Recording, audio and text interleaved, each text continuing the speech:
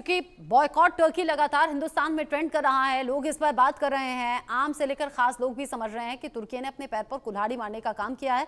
इस पर मेरे साथ में एक्टर जुड़ गए हैं आकाशदीप साबिर, जिनसे हम बात करेंगे। बहुत स्वागत आकाशदीप आपका इंडिया न्यूज पर। सबसे पहले आपसे यही पूछना चाहूंगी, भारत पाकिस्तान तनाव के बीच पाकिस्तान की मदद जो तुर्की ने की है, एक ऐसा देश जो कि बहुत ज्यादा टूरिज्म के ऊपर डिपेंड करता है और इसमें इंडियन टूरिस्ट की संख्या बहुत ज्यादा रहती है, आप इसे किस तरीके से देख रहे हैं? लोग अब बॉयकॉट कर रहे हैं, जिन्होंने टिकट करा लिए थे उन्होंने कैंसिल कर दिया है। जनरली पूछोगे तो हर कंट्री को ये डिसीजन लेने का हक है कि वो कौन से कंट्री को सपोर्ट करता है।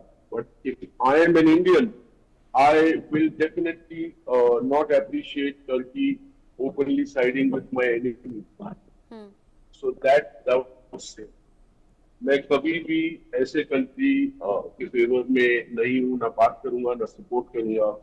जो मेरे देश की जब जंग हो रही है किसी दुश्मन कंट्री के साथ, तो उसको ओपनली आकर सपोर्ट करे, तो ऑब्वियसली वो भी मेरा मुश्किल हुआ। हाँ, अच्छा, तुर्की की जो इकोनॉमी है उसमें बड़ा योगदान भारत का रहता है और भारतीय टूरिस्ट का रहता है। हम एक ऐसे देश हैं जो इकोनॉमिकली कैसे साउंड करते हैं, ये किसी से छिपा नहीं है और हमारी जो जड़ें हैं वो तुर्की और अजरबैजान जैसे देश खोखला करने में जुटे हुए हैं, पाकिस्तान का साथ देकर। ऐसे में जो लोग बॉयकॉट कर रहे हैं उनको लेकर आप क्या कहेंगे? सबसे पहले तो हमें वहाँ टूरिज्म बंद करनी चाहिए।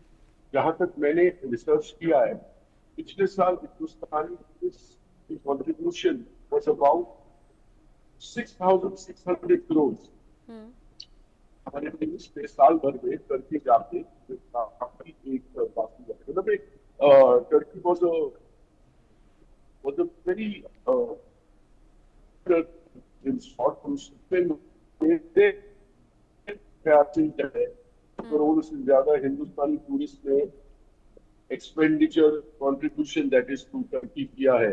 तो मैं चाहूंगा कि ये तो आधा क्वार्टर नहीं, जीरो हो जाए। सबसे पहले जीरो हो जाए। देखिए, अभी हिंदुस्तान वो फ्रेजाइल 5 कंट्रीज में नहीं रहा, जो जिस हालत में मनमोहन सिंह जी ने हैंड ओवर किया था कंट्री।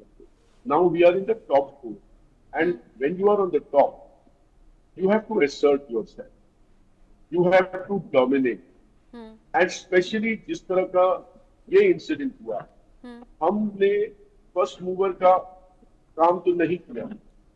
हमारे मासूम टूरिस्ट को पहलगाम में मारा गया और ये पाकिस्तानी आतंकवाद का ये पहला इंस्टेंस नहीं है। हर 6 महीने साल में ये अगली हेड बाहर आता है। पहले तो हम कुछ नहीं बोलते थे, मोदी जी के नेतृत्व में हम कभी एयर स्ट्राइक कर रहे हैं, कभी हम घुस के मारते हैं। इस बार हमने जो 2 दिन में एक बार उनके एयरबेसेस और एक बार उनके ये मदरसे तोड़े हैं, इससे एक स्ट्रॉन्गर मैसेज गया है। हर बार इट्स गेटिंग स्ट्रॉन्गर।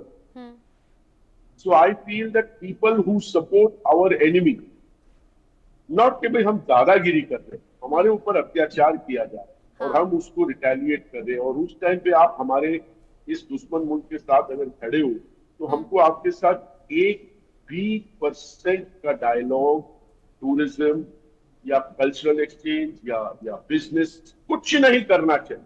हाँ। और हमको कुछ नहीं होगा। आज अगर हम टर्की के साथ जीरो रिश्ता कर देते हैं तो ऐसा नहीं है कि इंडियन इकोनॉमी गिर जाएगी। तो हाँ। किस बात का डर, किस बात का डर? The time to be politically correct is over. We have to take strong stand and let the message go to anybody who opposes us, whether it is Bangladesh, whether it is Pakistan, whether it is Turkey या चाहे वो Azerbaijan हो। जो एक insignificant country है, उसका support करने ना करने से कोई फर्क ही नहीं पड़ता, लेकिन वहां भी ये जवाब जाना है। बिल्कुल, चूंकि आप बतौर एक्टर भी जुड़े हुए हैं तो फिल्म मेकर से भी अभी मांग हो रही है कि कोई भी फिल्म की शूटिंग या कोई भी सीन आप तुर्की या अजरबैजान में शूट ना करें। और जब हम बात अजरबैजान और तुर्की की कर रहे हैं तो ज़्यादातर फिल्मों की शूटिंग चूंकि वहाँ पर इससे पहले होती रही है और वहाँ पर सीन क्रिएट किए जाते हैं। आप इसे कैसे देखते हैं जब अब मांग हो रही है कि फिल्म निर्माता भी वहाँ ना जाएं, किसी भी तरीके से तुर्की या अजरबैजान को फ़ायदा ना हो, क्योंकि इससे भी अच्छा खासा उन्हें पैसा मिलता है? हाइडआउट्स, टेररिस्ट कैंप्स,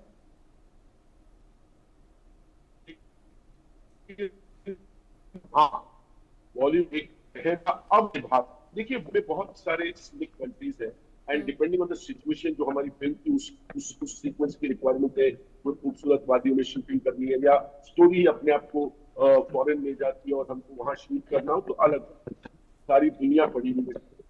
इसी तरह हम टर्की भी जाते थे, लेकिन जब टर्की आपको मुंह पे कह रही है कि हम आपके खिलाफ लड़ते हैं तो फिर फिल्में वहां शूट होनी बंद होनी चाहिए। फिल्में हिंदुस्तानी फिल्मों के लिए तरसना चाहिए, वहाँ रिलीज नहीं होनी चाहिए, अगर होती है तो वहाँ टूरिज्म नहीं जाना चाहिए। और दुश्मन अगर दुश्मन है तो उसको दुश्मन की तरह ट्रीट करो। ये दुश्मनी उन्होंने की है, बहुत अजब है। देखिए ये जो फंडामेंटल इस्लामिक मूवमेंट है उसको बॉर्डर्स तोड़ के चाहते हैं कि सारी वर्ल्ड एक कैलिफेट करना, और उस कैलिफेट का कहीं ना कहीं सपना देख रहे हैं एर्दोगन जी के। मिस्टर जी का है बोल रहा हूँ, एर्दोगन ये सपना देख रहा है कि वो इस कैलिफेट का राजा। अब ये उसकी गलतफहमी है और क्या करे, he has the right to think like that. For us, he has made it very obvious कि वो हमारा दुश्मन है, या अगर डायरेक्ट दुश्मन नहीं है तो वो हमारे दुश्मनों के साथ उनके सपोर्ट में हमारे खिलाफ खड़ा है। इसीलिए पिक्चरें, शूटिंग, टूरिज्म, बिजनेस, किसी किस्म का इंटरेक्शन हिंदुस्तान का टर्की के साथ नहीं होना चाहिए। हमें फर्क नहीं पड़ता, वो कहेंगे उनको भी फर्क नहीं पड़ता, नो प्रॉब्लम, नो प्रॉब्लम। लेकिन एज अ प्रिंसिपल हम ताल्लुकात से बनते हैं। एकदम ठीक आपने कहा, जो दुश्मन का साथ देगा वो भी डायरेक्टली इनडायरेक्टली हमारा दुश्मन है ही। और आने वाले टाइम में तुर्की और अजरबैजान पर जब आर्थिक चोट पड़ेगी तो इस बात को समझ भी जाएंगे, ऐसा लग रहा है अभी।